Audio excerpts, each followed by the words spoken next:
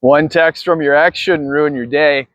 I am Jesse, and this is the Valiant Lifestyle of Blended Family Dads. So I'm going to be talking about why it's important to let go of control of your emotions. Well, to get control of your emotions, I should say, when your ex sends you that text that you really, really just despise. Now, I want to caution you and I want to let you know that there are moments that I still have where I get a little fired up with mine, and that's okay. What I really want to say though is the important part for you in this is when you are able to get a hold, and as I've learned, when I'm able to get a hold of my emotions, I get clear, I'm able to de-stress, and I'm able to enjoy the time with my family without letting my ex-wife rent any more space in my head when this happens. And you've heard that expression before. Maybe you haven't, but that's okay. You're hearing it here now. Stop fighting yesterday's marriage. It's over.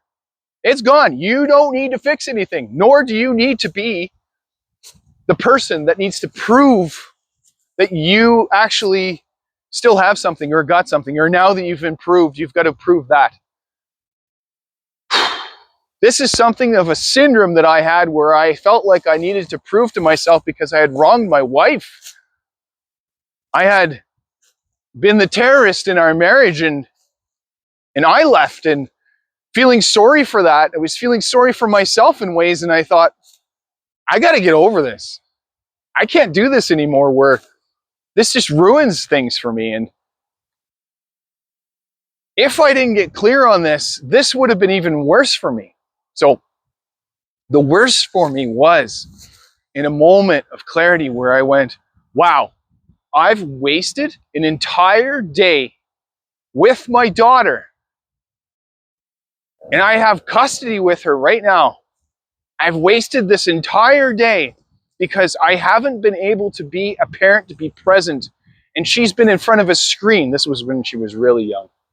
She's been in front of a screen, and I feel terrible. And I know fatherhood is not for the faint at heart. And this was a very sobering moment for me. Separate marriage from parenting. This is something that men in particular get caught up in and don't know where to start with it. Well, here I'm here to tell you where this starts, where this ends, where you can find definition with it.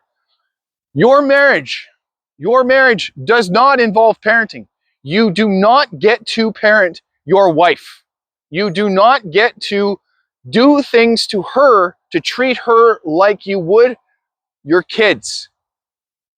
Now, there are moments within your relationship, I get, that are toddler-like. There are tests. There are things that you've got to set boundaries on. For instance, setting boundaries around your time, my time, that I get to spend out in nature with me. And the time management part of that, where my wife will say to me, well, when do we get to spend time together? Why are you spending time together just on your own? Why do you get to spend an entire day? Hey, listen, it's not perfect, but I want to tell you this, that there will be times like this where you get to separate marriage from parenting.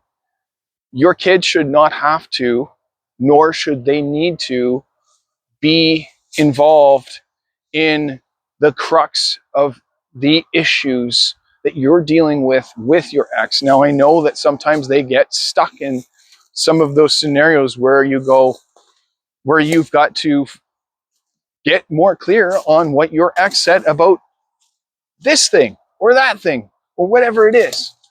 But you should be able to truly define, a lot of bugs here, truly define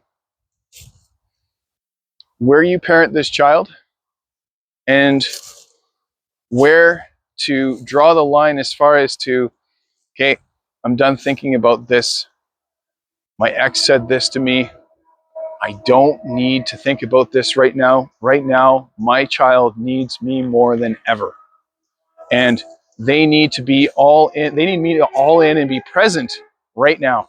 That's what they need. The next thing is kind of a hard thing for us, and sometimes we end up in this, and I can admit to that, but responding without reacting. And the response may be in a text or something of which where we say, hey,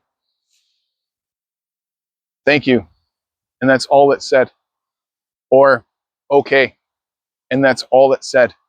And there's no reaction. And you're fighting yourself from the inside going, I just want to tear her apart cut her with my words.